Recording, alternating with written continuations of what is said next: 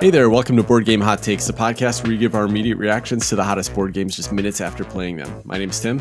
And this is Chris. And this is Adam. And today we're going to be giving our hot take review on the game we just finished playing, Through the Ages, A New Story of Civilization. But before we get into that, I have a poll question, and the poll question is related to the game tonight.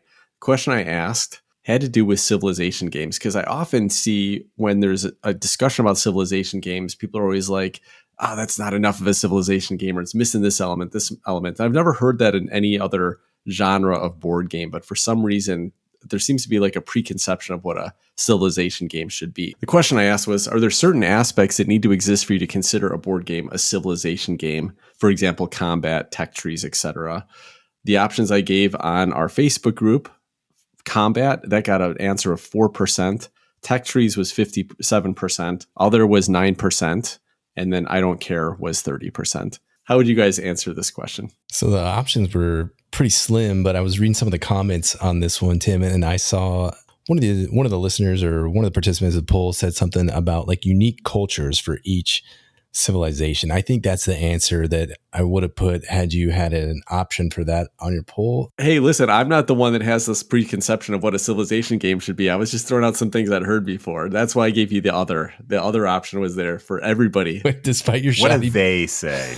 He's only repeating what they say. Yeah, it's not your fault, Tim. We get it. I like to see some sort of unique cultures kind of develop or spawn out of these different quote unquote civilization games. So that's something I look for, or something I enjoy in these civ games. So I don't know. I can't really think of that many examples. We've played like Mosaic and Through the Ages tonight and Tapestry. So those kind of have a little bit different starting cultures. At least Tapestry does. Not so much for, I can't even remember Mosaic. And then Through the Ages here tonight, you kind of draft a couple cards. So that's your own uniqueness. But as you play the game, maybe, you develop some asymmetry, nothing really that gets you started in different directions. So I say I look for that, but I don't know. That's just something I enjoy, but not a requisite, I guess, for a civilization game, according to very non-expert me. Well, according to they. Now, I think my answer is I don't really care. I want to say combat seems like it'd be an interesting thing to have, and even though I have kind of a love-hate relationship with it, and I'll use tonight as an example, I love having the opportunity to attack somebody. It makes it, it's a fun part of a game, but I hate it when other people attack me. So at the same time, one of my favorite games of all time is a civilization game, Tapestry, that really doesn't have any combat. So it's not something, or it doesn't have much in the way of combat. I mean, it's minimal. See, you say that, Chris, and you always are toppling over my little towers, and then I'm in last place by 300 points. So I don't know. I almost forgot that. It's like there is sort of combat, but it's like barely even combat. So I don't know. I don't feel strongly about that. I feel like, every game is a little bit different. You put different combinations together, they're going to work. Some are going to work, some are not going to work. But I don't have strong feelings about that. Yeah, so I feel the same way. I don't care at all. The idea of a civilization game is fun in that you get to build something up.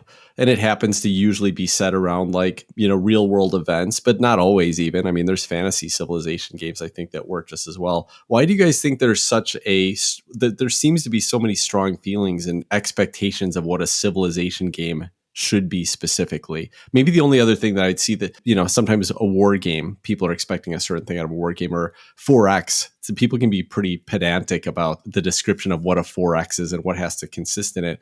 But why? Why do you guys think that's important to people to have fun if they're getting something that says, civilization game on it? I think there's some foundational games, maybe either in video games or in board games. The Francis Tresham design, I think it was just called Civilization, and there was called Western Civilization, Eastern, all these different civilization games that he all kind of spawned. So I think that's kind of a hallmark game that had these different aspects of what a civ game should be. And then there's also like the Sid Meier's Civilization Revolution, the video game.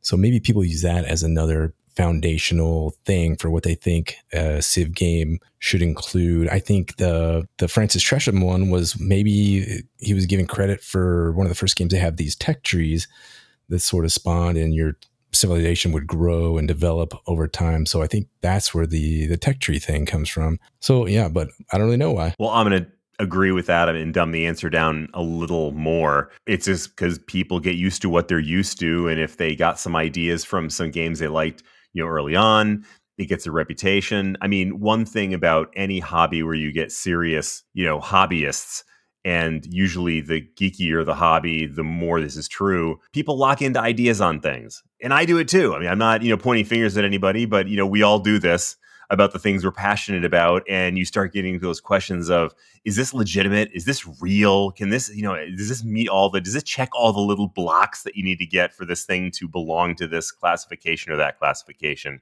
I don't necessarily buy into it in this particular situation, but I'm sure that there are plenty where I do. Is the board game world going to end up kind of like show dog world, where like each breed has to have its own specific things that it checks off before it can qualify to show? Our game's going to be like, we're going to have a judging panel. Someone's going to have to be like, okay, well, this just barely makes this the civilization category. I love that answer though, Chris. I think you're absolutely right there. Here's how some of our listeners answered.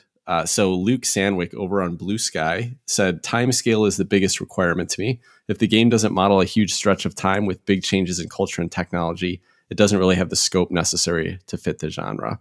I thought that was a pretty good answer. I think, because you're talking about a building of a civilization. So it's not something that happens over a short period of time. It's something that changes and evolves, and things change drastically because it's such long periods of time. So I think that's cool. On our Facebook group, Court Jensen said multiple cultures, real or not, in game. And a couple other people commented on that as well, or said something similar. So, asymmetry to some extent. Michael Huckins said, growing your population, not being able to feed the population, the threat of contact, always on the brink of some catastrophe. We saw plenty of that tonight. So that seems to fit. That sounds like that horrible game you guys like to play. Outlive, yeah. And then Blake Whitaker answered, people get caught up way too much on labeling games rather than just judging it by its merits. Take Tapestry, for example. Great game hindered by people's expectations of the Civ label. Yeah. Well, I would agree with that because I like Tapestry a lot. And I think people, at least some people, I think there's other reasons that people don't like Tapestry, but I think some people don't like it because they were sold it as a civilization game and it doesn't feel like that to them, and that's just a shame. I think that's one of the downfalls of preconceptions and setting your expectations just based on a type of game or a genre. A few other people mentioned as well just about how frustrating it can be with the pedantic labeling of games, but it's interesting. It's an interesting conversation. In any case, we're going to be jumping well into civilization games tonight as we talk about Through the Ages, a new story of civilization, and let's just start right now with the description of the game. In Through the Ages, a new story of civilization, 2 to 4 players guide civilizations from the days of antiquity right up to the modern era, building up their military might, improving their scientific and technological prowess, and developing a rich cultural and artistic history.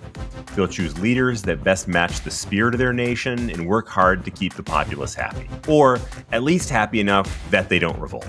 Making all these grand plans a reality is a large and varied deck of cards that provides players with nearly everything they'll need to make their civilization thrive.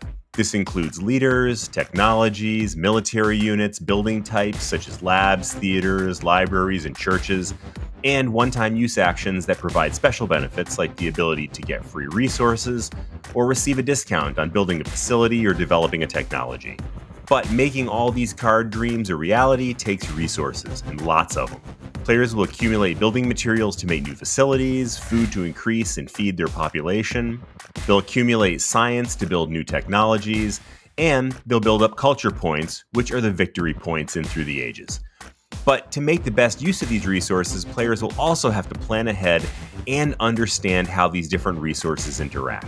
So, for example, a player starts with the ability to build a basic temple that provides happiness and culture.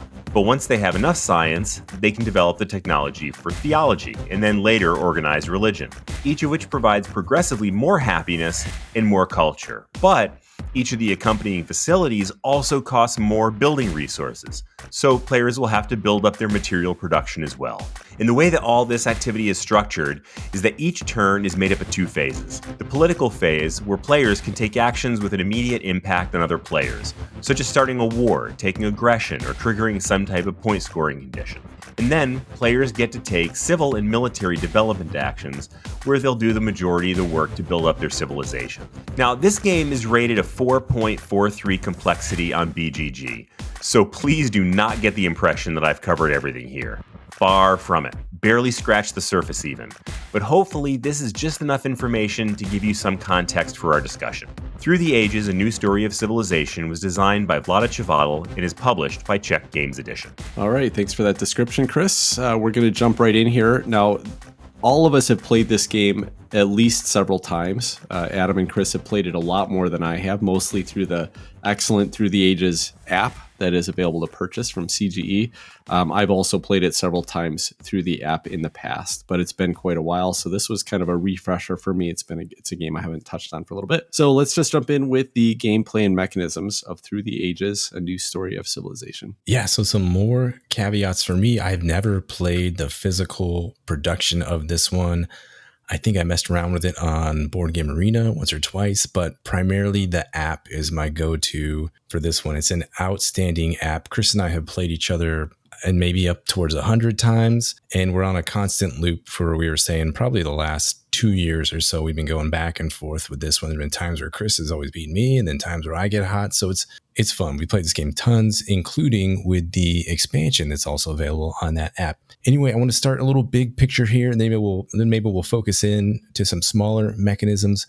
But one thing that stands out to me is just the interaction between the players and the way the cards sort of synergize and interact with each other or separate tracks. Everything is interacting with everything else in this game, and I absolutely love that part of it. So, for example, you can get a leader card that says you'll get more culture production, more point production for every smiley face you have. Yeah, there's smiley faces in this game. For every smiley face you have that come from your government or your urban buildings. So that's Michelangelo. He's your leader. He'll give you more culture for all the smiley faces that he's producing or his culture is producing out there in the world. So that's one small example of how just one card will affect all these other cards. Chris was talking about the rules description. You have this political phase where you're playing a card from there that can affect everybody else in the game when those events resolve, or it can just affect you. You don't really know for sure, but you get to decide on how that's going to go down. At least you have a little bit of say in that part of the game. But overall, big picture, the interaction from player to player or within a player's own tableau, I absolutely enjoy and am thrilled about every time I play this game. Well, first of all, here's a hot take. Adam is a liar. I've never had a streak on this. He beats me constantly. I'm so tired of losing to Adam in this game. I want to win one. I've won one or two, but he is the undisputed master in our group, I'd say. Okay, so back to the game. Let's talk a little bit more about the interaction, because it is a sometimes very brutal game. And I think this is one area where people will either love or hate it, and that's the interaction with the aggressions and the warfare. Now, we didn't actually have warfare tonight. Nobody declared war on anybody else, and that's a big part of this.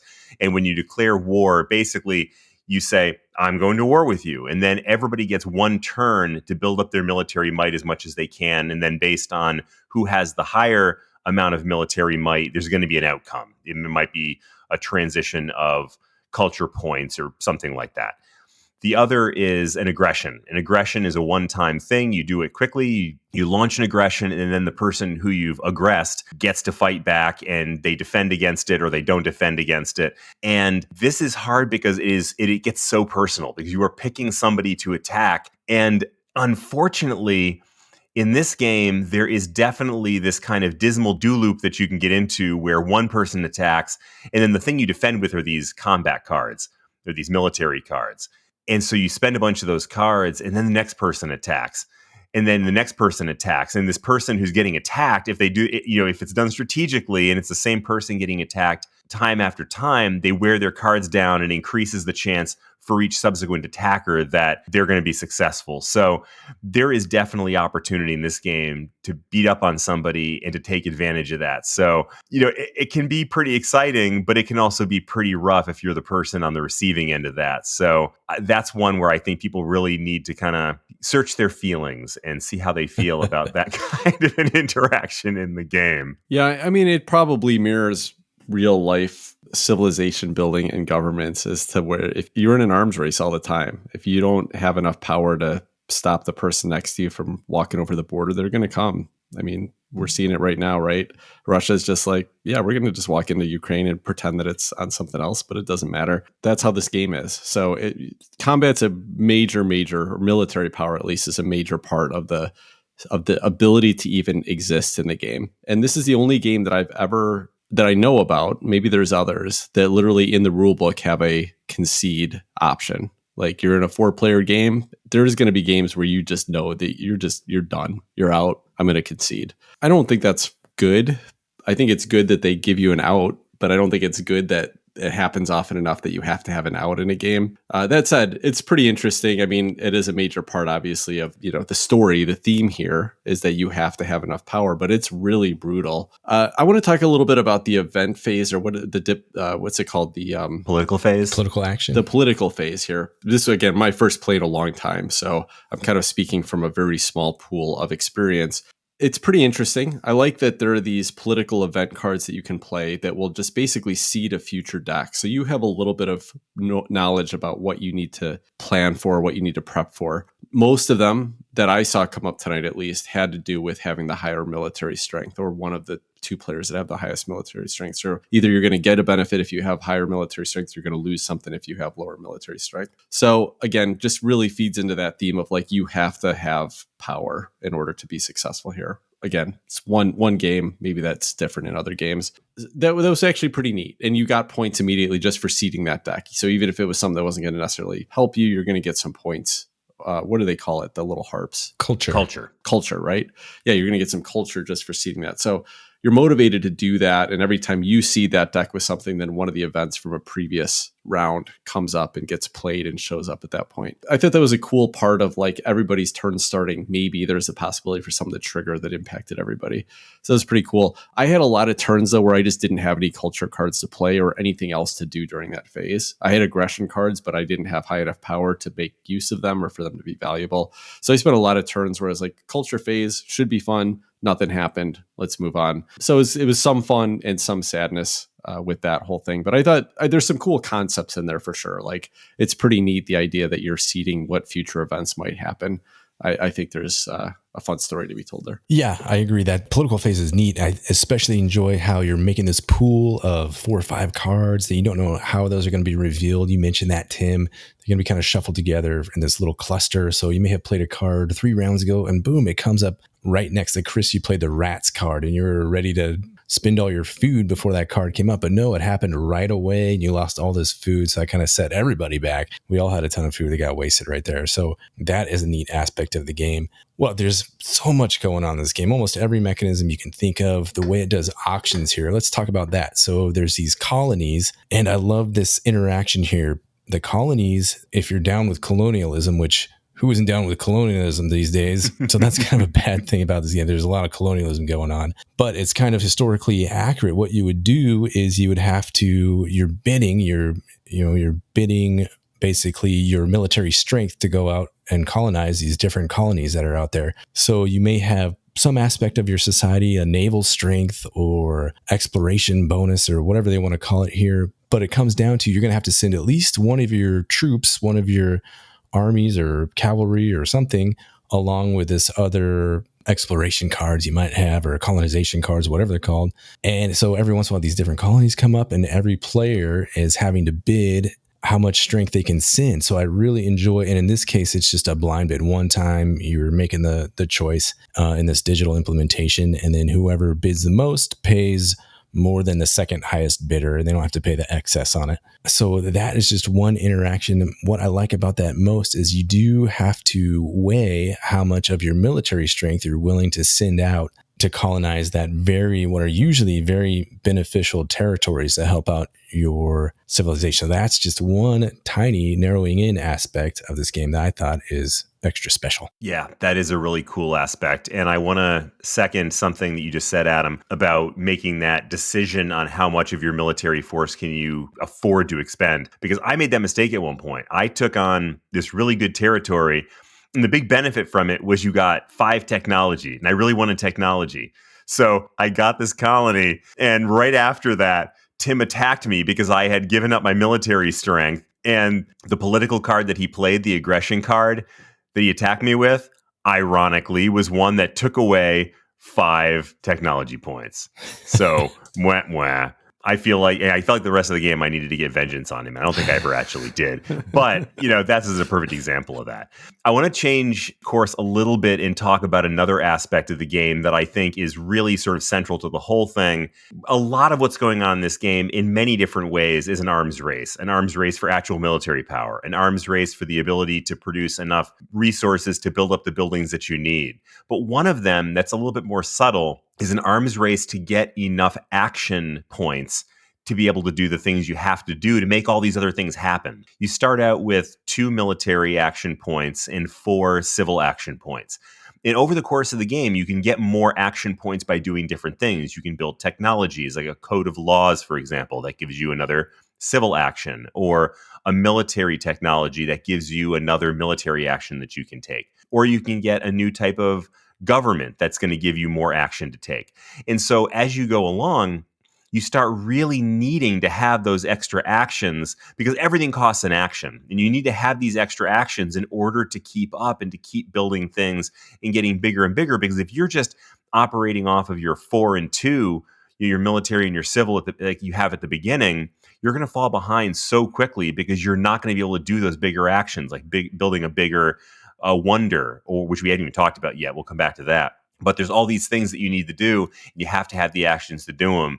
And so a lot of time and energy is spent trying to build up your actions so that you can take those more impactful actions. I keep saying the word actions. It doesn't even sound like a word anymore to me by the end of the game. That was a actionable sentence you just made, Chris. Hey, so what the root of this game is, though, right, is it's like a card tableau building game. And this is where a lot of the fun comes from, because on your turn, there is a row of, 12, 16 cards or something like that available to purchase, 15 cards. I don't know if it's like 5 for every cost, but there's a ton. And what's cool about it is that there's just a ton of different types of cards mixed in. There's these wonders that you can build by spending resources, and they give you some ongoing benefit. There's your production buildings, but you can upgrade those. You can get better production buildings, or better culture producers, or better science production buildings, or whatever. There's, and I'm not going to use any of the right terminology here because I just played it tonight. A lot of rules to absorb, but there's these cards that are one-time use effects. There's science cards that, give you some ongoing effect when you build it. So there's and the leaders, there's leaders that you can add to your civilization. You can always have one leader, and it's a variety of interesting characters like Albert Einstein and Bill Gates and Napoleon, that are Gandhi, that you get to add, that really adds some game breaking effect to your civilization. So a lot of really fun cards to choose from. And that was great. That was really cool. It was always a fresh row because as soon as somebody finishes their turn, you wipe it, 1 to 3 cards away, depending on the player count. And there's a whole bunch of new cards to pick from. And there's, of course, an escalating cost. There's 5 cards available to you for 1 action point, the next 5 for 2 action, etc. So it's, when you've got a ton of action points, you might risk it and go way out there and spend a lot to get something that's really cool. But you've always got a lot of choices, a lot of fun stuff to look at. And that was, it was a fun part of building up your engine and deciding what you're going to buy here. And I wanted to mention that really, I think, fun part of the game before I go into some of the negative stuff. But Adam, what else did you want to call out here? I want to echo the sentiment on that river of cards flowing down. It's one of my favorite parts. You have the chance to plan ahead. You can see what's coming, probably know what he's going to buy, that expensive stuff over on the right. So you can try to predict and grab something that's coming down that way. You can plan it out just right, especially with 2 or 3 players, lower player counts. You can be like, Chris isn't going to get it yet, so I can hold off. That's another thing that you're weighing as this game goes along. What else is Tim going to poo on? But I'm going to try to say something super positive again. You don't need to do that, Adam. I'm just talking about the game. We're not teams here. We're not taking teams here. No. Fair enough. Okay, I'll say something about the tactics card. So another one of these political cards that you can get.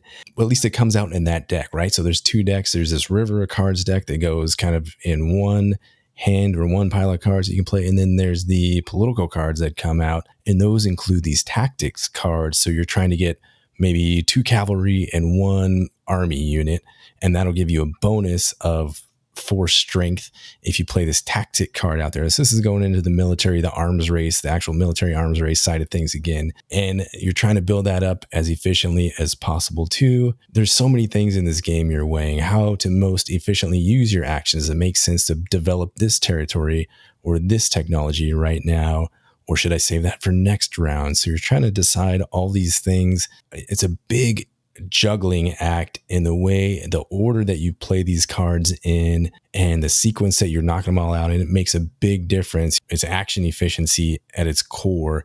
And I think it does it better than a lot of other games that are out there. So that's another highlight for me of this game. As one other thing I wanted to talk about, I don't know if I call it a highlight or a low light. It can be a little bit frustrating and confusing. It's the tokens that you have for resources, for population, and for, I don't even know what the other is. It's a combination of food and building resources. It's basically all the things that you're going to be using to build stuff throughout the game of different types. And you have a pool for both of them. With your population, the more population you put out there, the more expensive it gets to create new population and the more food you have to have in order to feed your population. That one is fairly intuitive. The one that I find less intuitive, but thankfully, I think the app handles it relatively nicely and you can sort of understand and see what's happening there. It's the building resources. And then with the building resources, if you have too many resources that have been generated but haven't been used yet. In other words, you have all your mines that have created all this, ore that you could use to build things, and it's pulled all of these out of your pool, and it's not used to build something, then you actually lose some of those tokens at the end of your turn. And it's called corruption. And I think thematically, the idea there is that you've created all this wealth and it's not actually being put to use. And so you have a class of people that are, the government people or the wealthy people, whatever, becoming corrupt and are using that for their own good instead of using it for the benefit of the people. But it's one of the things that was most difficult for me understanding in this game, to try to see how that worked, how to manipulate my use of these tokens so that I could put those things to use rather than have them sit there and become sources of corruption. I'm not sure I buy the thematic tie-in there, and I'm not sure I like that piece of it, but I guess, on second thought, if you didn't have that limitation, maybe that would become too permissive. I don't know, but I do find it a little bit confusing. Vlaada Chvátil is so interesting as a designer because he's designed some really streamlined family weight games, Code Names and Galaxy Trucker, fun light games that are a hit that just have lasted. And then he's designed some of the most unnecessarily complex games, not bad games like Mage Knight, and even like Dungeon Pets had some really weird, unnecessarily complex things to think about. This is no exception. The way that he handles resource management doesn't really feel like any other games. And it works, and it's got some theme behind it, but it's kind of confusing and it's kind of, I think, heavier than it needs to be. That said, that's not even the biggest problem, really. I don't have any problems with this game. This is a really interesting and good game for the right audience. But we do this show about playing a game and then talking about it right after. This game, I think, is the absolute hardest game that you could ever discuss on a first play and feel good about it. Somebody might feel good about it, but I guarantee you that somebody on a first play is going to feel bad about this game. There's so many ways to just get completely bombarded. This game will kick you when you're down, and it's happy to do it, and it will keep kicking you. And it tells people, go kick the guy that's down. Like, that's an interesting game design choice, and some groups are probably going to really like it. And I think when you learn to play it, hey, if I get behind here, I'm out, right? I'm just going to get kicked when I'm down. But it's going to take you a few games to get there. And so on a first play, I think this is going to be a hard game to love for a lot of people. But I think there's a lot of interesting things to explore still. So let me just leave it like that with the mechanisms. I'll get more into this with my final thoughts. But I guess when your mechanism is punch the guy that's already laying on the ground in a pool of blood, then I think we shouldn't mention that. I totally agree with you, Tim. This game can be absolutely ruthless and just soul crushing to someone that starts falling behind. And that's, you said it, there's that concede option in the rule book and on the app too. You can bail on this game because there's going to be points, and it's happened to me, where you're just out of it. Someone's destroyed two of your best buildings, taken out your armies. You've got zero production going on. There's no way to crawl back into it, your society, whatever, is going to fold. I think that's sadly thematic, but do you want that in a board game? I don't know. But yes, I can't argue with that, Tim. This game can be absolutely crushing. 100% agree. And I'll go one step further and say it's not even just the military piece. Yeah. It's everything in this game. There are so many opportunities to fail. Yeah, everything. I mean, I've gotten in that same horrible do loop many times I played where I don't have enough population to be able to build up the factories I need to be able to create the resources I need to build up more farms in order to create more population. And then, here it is, the, last round of the game, and I've still got like one dude out there, running this tiny little, family farm, and I have no weapons, and, Adam's dropping bombs from his Air Force on me. And I mean, it is a game where it needs that mechanism where you can bail if you're getting crushed, because it can be a soul crushing game. I'll save my final thoughts for my final thoughts, but it certainly can be a soul-crushing game. All right, well, let's talk about the production and theme of this game. I will mention that when we're talking about Through the Ages, A New Story of Civilization, this is basically a second edition of the game. And I think there were some minor modifications to the rules, but I have looked at the artwork on the original, and thank Gandhi, or thank whoever, thank Napoleon, that they made a second edition on this, because the artwork was so horrendous in the first version. Well, in this one, I think it's perfectly serviceable. It's fine. Everything looks fine as from an artwork perspective. But yeah, this is the second edition of this game. So again, I've never touched the physical production of this one. I can see the pictures. I saw it at a little toy store one time on the central coast of California and thought about picking it up. But then I was like, do I want to try to teach a 4.43 complexity level board game to my family and friends who aren't really into gaming? No, I don't want to do that. So I left it there at the toy store for someone else to deal with. It's just cards, right? There's a few boards and a lot of cards and a lot of trackers.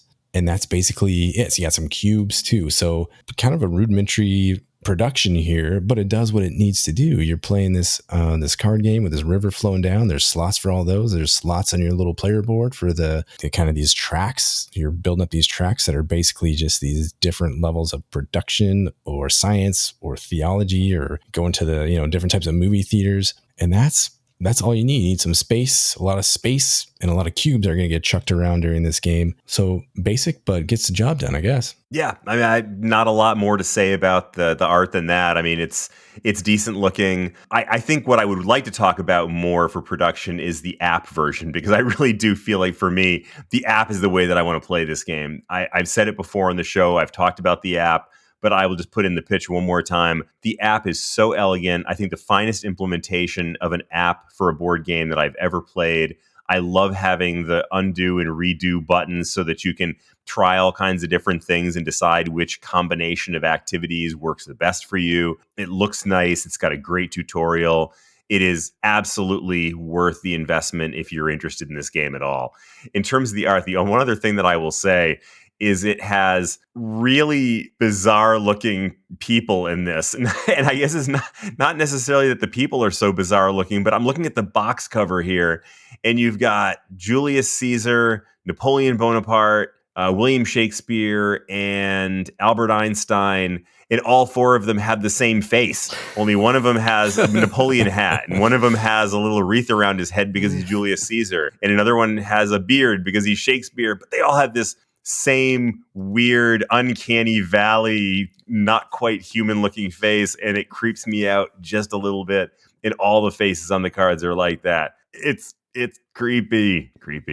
Well, I've never looked that closely at the cover, but that's a wonderful picture in my head right now. But you got to go back and look at the first edition of the game, especially. There's a couple of pictures on the Board Game Geek page for this where it shows the first edition next to the second edition leaders, the cards, and oh my gosh, the art there. Wow, it's so fun.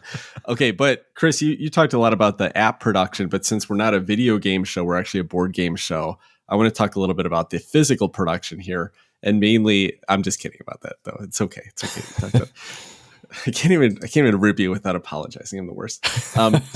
But I do actually think that the graphic design for how weirdly complex some of the rules are in this thing, the player boards are laid out really well. It presents a lot of information in a very small area, and I think it all works really well. So, not the prettiest game, but it works well. And I think, you're going to be able to sit down and play this if you know the rules with it. So I like that. But I want to talk about maybe the star here in this segment, and that is that the theme I think really works. And this is doing a lot with a couple decks of cards in a Civilization game, and it's telling a pretty fun story. You got unique things that are happening every game. You've got, Albert Einstein with an Air Force, flying overhead, and you're busted up old pyramids in the background while you've got your new fast food chain of restaurants as your new wonder sitting in your civilization. Like there's so many interesting things that happen with these decks of cards. So thematically, it really does feel like an early civilization evolving into an advanced civilization, and all of the events and things that happen along with it. Yes, Tim, thank you for bringing the theme to the forefront. I think that's one of the biggest appeals, if not the biggest appeal of this game. It kind of makes sense. You're going from philosophy to, I don't know what the second one is, some sort of like scientific method. And then you have computers, and then you're going from, I don't know what it is, over the journalism, like a library, to journalism to multimedia center or something like that over here. And then bread and circuses to arenas to stadiums. So these tracks all make sense, and it's fun to watch them grow over time from their ancient equivalent to their modern equivalent. I think that's a blessing with all the military cards. They all follow this nice progression, and you can see from the art on the cards, it goes from this rural setting to more industrialized, more higher tech. The satellites ones has these like cell phone tower looking things with knobs and dishes all over the point in all directions, telecom relay stations and this and that. So that's fun to watch all this stuff grows. And then you mentioned the wonders, how those all tie in, the fast food chain, like for each happy person over, like, I don't know, 10, you get all these extra points. What are some of those other wonders? Because those are fun to talk about. Internet, I think for level of technology you have, you get 3 points for something. So that ties into your technology. Manhattan Project is in the expansion, not the base game here, but that gives you like an instant 13 additive to your combat strength or to your army strength. The wonders, I think, are absolutely fascinating, how they tie in and how you can use those. And you mentioned there's a card that one of the ancient wonders gets destroyed into rubble and turns into kind of a tourist attraction and gives you some culture points per turn instead of whatever else it was doing before that. So just some great thematic tie-ins that I don't even think about anymore because they flow so perfectly. It's just part of the game to me. And that is a great sign when the theme and mechanisms flow that well together. Yep. Theme and mechanisms combined in this game is the absolute star of the show. I agree with you guys 100% on that. And we've talked a bunch about the arms race here, even when it's not necessarily about arms. And that to me feels so real. It's that if you don't maintain a military, that may not be your focus. You may not want to go out and attack people, but you have to build up a military or else you're going to get stomped on. You may not want to focus entirely on having a great industrial base, but you know that if you don't, you're not going to be able to build the theaters that your people want or the farms that you need to feed your people, all those things. So there may be different paths to victory, but you also know you have to diversify, just like in a real society. It wouldn't feel real if you could just, like Tapestry, for example, a game I love. But if you focus on one track there, you actually kind of have to focus on 1 or 2 tracks. But in this game, you can't do that, because if you do, you're going to find that focusing on one thing too much is going to force you to fall short in other areas that are connected to the one that you decline to proceed on. And that is probably pretty doggone close to how a real society works. All right, well, let's jump into our final thoughts on Through the Ages, A New Story of Civilization, and ask the question we always do, which is, would you request to play it again? Well, Chris and I have hinted at this game, and we've talked about how much we've played it back and forth over the last couple of years here and there on the show. I would absolutely request to play this game again, and I probably will do it for the next, 20, 30, 40 years, however long I'm around. I'll probably always be playing this game because it's fantastic. It's so easy to pull out your phone, take a couple moves, and then you're done. Here, we played it for the first time for me. We played it live on the app and the turn time. We all mentioned it. I'm just the first one to speak here on this subject, so I'm going to be the one that says it first. The downtime between turns was pretty horrendous. And Tim and I brought up the discussion, would you rather have these big, long turns where you're taking all these actions, or would you rather do something like Terraforming Mars, where you do 2 actions, next person's turn, 2 actions, next person's turn. It goes around and around and around, and everybody passes. So it's a different sort of design philosophy and taking these actions, and I think it works for this game. But I think, like Steve said, he never wants to play this game live again, but he said, invite me to the async. I'd be happy to play it async. And I totally agree with Steve in this regard. I think async is the way to go, and I think the app is the way to go, and that's how I prefer to play this. Board Game Arena does have an implementation too. It's not bad, but the app just kills every other implementation of this game that I've seen. So that's how I'm going to play it, and probably just async, especially with 4 players. But yes, I love this game. I think I am going to agree with you and Steve, Adam. I love this game, and I love playing it on the app async. I've tried it on BGA and did not love it on BGA. I don't know that I would want to play this game live. It seems that there'd be a lot of upkeep, even if, like Tim said, it's relatively elegantly organized. It seems like there's going to be a lot going on.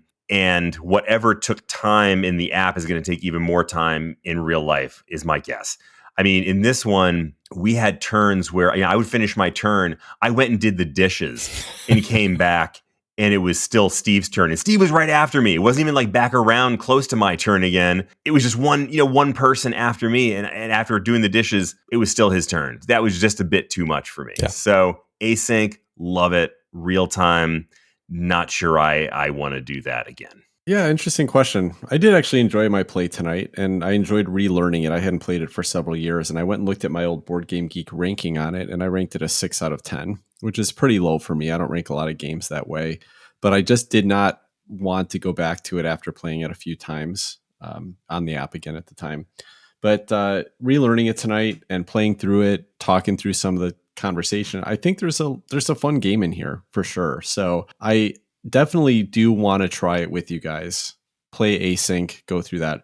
I don't even mind downtime in games, to be honest. I mean, this game took us 3.5 hours tonight. It probably is too long of a game. Like, they probably didn't just need to give everybody that many turns. You could have cut 3 or 4 turns from every era, and it wouldn't have mattered, right? It would have been just fine. So the game probably should have just been shortened in the first place. But there was a lot of downtime, and so that's going to bug some people more than others. But I think I wouldn't even mind playing this in person with a couple people, maybe a good 3-player game, and just plan to spend 3 or 4 hours with it. It could be kind of fun for me, to be honest, because I think it'd be fun to sit there and just have all those cards out there and watching what other people are doing while they're playing and stuff like that. But yeah, I'm looking forward to playing this async. So would I request it? I don't know. I think I want to dig into it a couple more turns. I could see this where I just get so annoyed with so many games of it that I don't even want to go back to it. I really could. Like, this is one of those games where I think that it could be really fun to explore, and I might fall in love with it. But also, I think that this could create enough bad games where 1 or 2 of those, and I'll be like, why did I just waste my time doing something that's making me miserable? So maybe I'll report back on this sometime down the road when we're talking about it and how I'm feeling about it. But I'm looking forward to digging in a little bit further. I think there's a lot of fun to be had here. Well, that will wrap up our conversation on Through the Ages, a new story of civilization. Let's just jump into a couple of games that have been on our table right after this.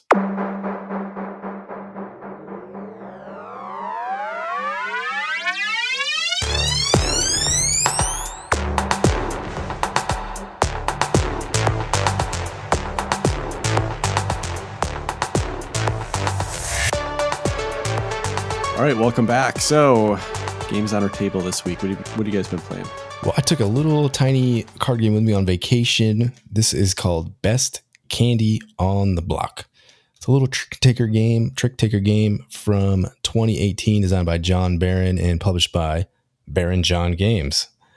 And this game, with Halloween coming up right around the corner, this is a little Halloween game, and it's a lot of nostalgia going on here. There's not that many pictures on Board Game Geek, but you start looking at the cards on here and you're like, I know that. Those are sprees. And I know this card. Those are Tootsie Rolls. And it's got the little vampire glow in the dark teeth. It's got the king size like Butterfinger card, which is like one of the best cards in the game.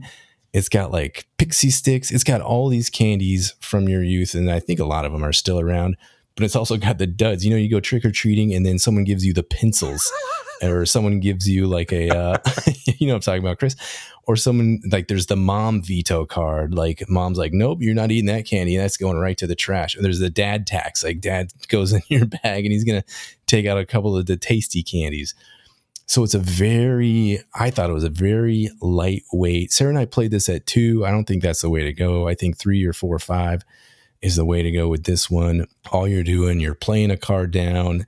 Highest card takes the trick, 'cause it's a trick taker. Highest card takes the trick, but the card you play has to match one of the symbols that's on the card previously played. So it doesn't have to match the symbols on the first card. It can match the symbols on the second card. So there's usually more than one symbol on all these cards. You just have to match one of them in order to play it. So there could be 7 symbols by the time it gets to the third or fourth person to play a card. And if you have a higher card with at least one of the matching symbols, you win the trick. You can also play pranks on people. You can play these -1 cards. So you're going to lose the trick, but they get a -1 point. So just silly, easy, nostalgic fun for best candy on the block. A great little Halloween trick taker you could play with your family. I can't wait to play this one with the girls. Best candy block, pretty fun game, super lightweight. Check it out. I love the idea of this one. That looks really, really cute. So this is the weirdest theme and some of the dumbest artwork I've ever seen in a game, but I like the concept of it. So where did you, why did you find this, and why does this exist, and where did you get it? How do you not know about this, Tim? Come on. No. So there was a game I heard about. Everyone's into all these trick takers lately. I heard about Tricky Time Crisis, which is another fantastically themed game by the same designer, John Barron. There was a Kickstarter for this very recently, and this was an add-on to that Kickstarter. So I heard about Tricky Time Crisis. I think I know from Dad's on a Map for sure, and maybe from the guys over at Game Brain. I can't remember if they talked about it or not, but Dad's on a Map talked about it for sure. So they sold me on it, and it was a cheap little late back that I was able to do.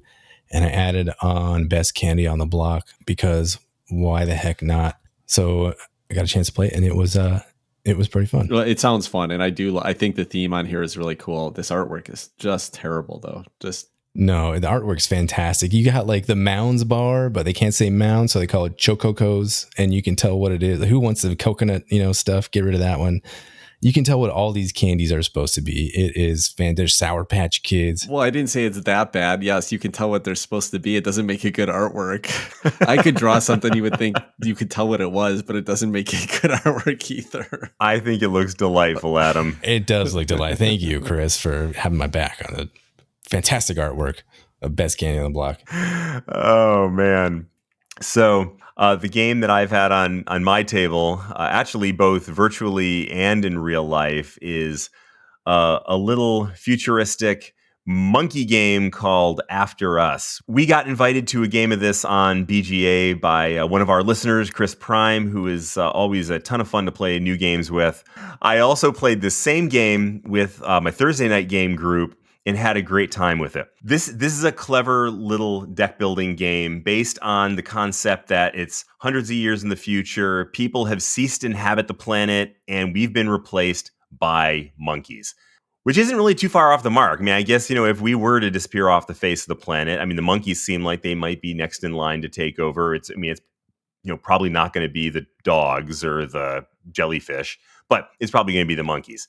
So in this game, you start with a deck of basic monkeys. And over the course of the game, you're trying to replace those base monkeys, scrapping them, sending them off to the great zoo in the sky, and replace them with more powerful monkeys. And I actually got corrected when I played this with the Thursday night group about calling them monkeys. They're not just monkeys. Monkeys has a very specific connotation to it. There are orangutans, there are gorillas, there are chimpanzees, there are mandrills, so a bunch of different kinds of primates. Primates. There you primates. Go. The thing that sets this game apart from other deck builders is the mechanism that you use to get resources and to take actions. Is that each of these cards has a bunch of little squares on it, and some of them are right there in the middle of the card where they have a full, it's a full square with a benefit inside it, say a point or a resource of some sort. And others kind of hang off the end of the card, and you match them up. You have to take 4 cards as a hand and then match them up and place them in a certain order. And whichever order you place them in, it connects the boxes on the side of the cards, and whichever boxes are connected and create a whole box, you get whatever's inside there. And if you have, say, a box that hangs off the edge and there's nothing connected to it, so it's a half a box, you don't get what's in it. And then the first level, you get resources. And the second level down, so there's 3 levels on each card. The second level down, you generally get an opportunity to trade in certain things for other things. And at the bottom, you get more powerful. You trade in more things for even bigger benefits. So there's different things that you can do with those. And like I said, you're going to go through it and you're going to go round by round trying to get rid of some of the more useless primates, and replace them with the more powerful primates. And each of them has their own kind of specialty. Like chimpanzees, for example, tend to copy their friends. And so you get to copy actions on cards. Gorillas, in what I think was a really bad case of stereotyping of gorillas, are filled with rage and are able to scrap other primates. They have this angry look on their face, but I really don't feel like gorillas are particularly rageful. I mean, I've seen documentaries on this, and I don't think that's accurate. I'm going to have to write some letters to somebody about that one. Yeah. I'm a little bit uncomfortable with that whole concept, but anyway, makes for a fun game. We had a really good time playing it in real life, and it's also a really nice implementation on BGA. So folks ought to check that out if it sounds interesting. That again is After Us. Chris, did your friends tell you that the classification of monkeys is that monkeys have tails, and if they don't have a tail, they're not a monkey? Is that accurate? I don't know if that's 100% true, but that's what I understand. I think somebody said something about that, and it actually got to the point where we were arguing about it a little bit, and someone looked it up. Someone made the assertion, because I think I was the one saying this is a monkey, that's a monkey. Like, no, it's not just all monkeys. And so they looked it up and proved me wrong. But I think that may have been one of them, is the absence or presence of a tail. Yeah. Cool. Well, after Chris had his Thursday night group, he invited me to another game on Board Game Arena. So I've gotten a chance to play a couple of games, and I spent the time to actually read the rules and learn it. And this is a pretty fun game. It's interesting, right? It's a deck builder, but when you're adding a card to your deck, you don't get to you don't know, you're not choosing from a specific card. You're just basically choosing from a category of cards. But I think that works okay, because the fun of the game isn't adding a specific thing or a specific ability to your deck. It's having this like group of abilities and just putting them together, assembling them. And it's a pretty quick thing that happens. You just have 4 cards you get to rearrange. There's also this little kind of fun reveal mechanism where everybody's going to pick one token at the beginning of the round that's going to give them one special little ability, and it dictates what cards they can purchase that game, or that round. But they also can then use the abilities of their neighbors' cards in some cases. And so, it's fun. It's pretty quick. It's beautiful artwork, a really cool presentation on this one, and an interesting theme. So fun little deck builder, doesn't feel too substantial. You're not making big strategic decisions here, but you are making some fun decisions, getting rewarded with some of those fun little dopamine hits when you manage to get the right cards in your hand and line up all the boxes together. So I've been enjoying this one. I'm looking forward to playing it some more. Cool. Well, the game I want to talk about is actually a game I played a few weeks ago, just because we haven't had any on the table segments, but I thought our listeners would like to hear about it. This is Barcelona. This is one of the big popular games that came out of Gen Con a month or so ago, and I was seeing lots of pictures on social media. So a friend of mine had picked it up right after it came out, and we got a chance to play it pretty quickly. Barcelona is a midweight Euro, maybe just a little bit on the heavier side of that. And it is a very good looking Euro, I will tell you that. It's this theme is about the development of the city of Barcelona, and there's some pretty interesting history there if you look into it. But basically what happens is you have the main board is this kind of set of city blocks that are undeveloped, with roads running north and south and east and west through them, and then one main road that's running diagonally from the bottom left corner of the board to the top left corner of the board. So what you're going to do on your turn is you're going to take randomly out of a bag two tokens, and you're going to put those 2 tokens in any order you want to onto one of the intersections on the board. And the board in this grid has different types of actions across the top of the board and different actions across the bottom of or on the right hand side of the board. And so when you place one of these tokens, you're going to get the action at the top where it intersects and the action on the right hand side where it intersects, which I think is a pretty fun action selection mechanism. You kind of get to choose what are the 2 things you're going to be doing this time.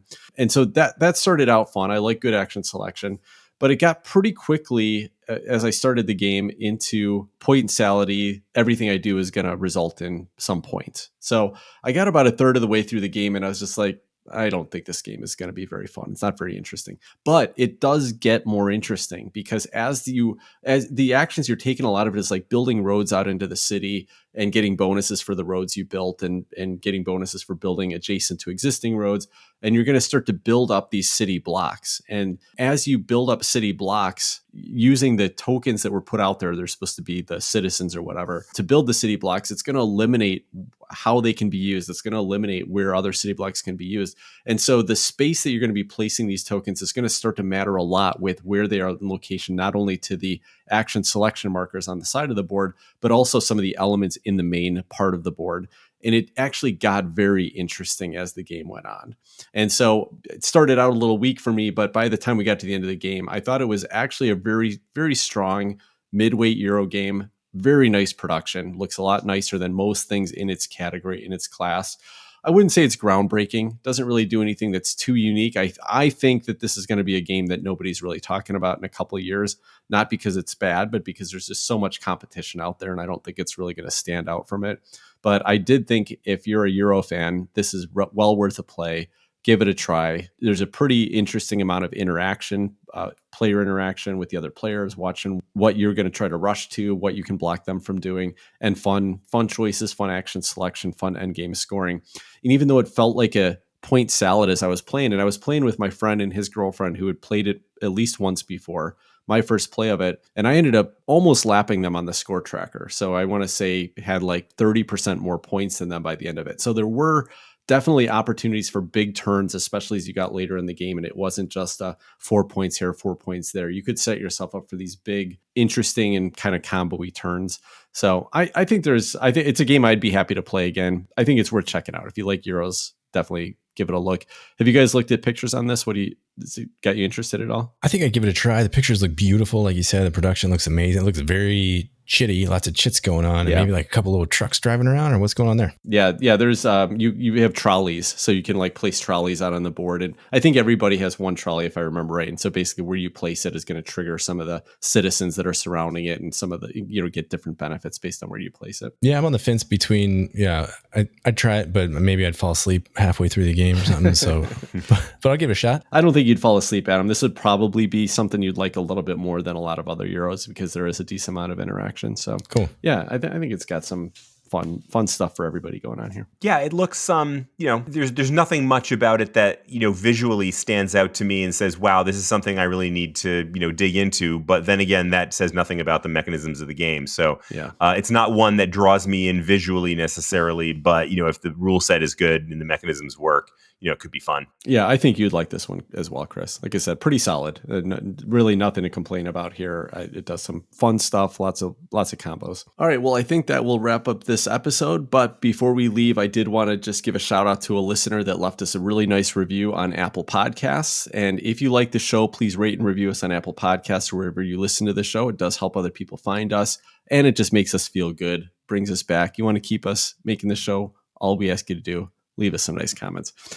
So this was left by Fit832 on Apple Podcasts, and the title is Best Podcast Out There. This is a little bit longer one, so hang in here. This will be the only one we read today. 5 stars. This is, in my opinion, the best podcast out there, not just in the board game space.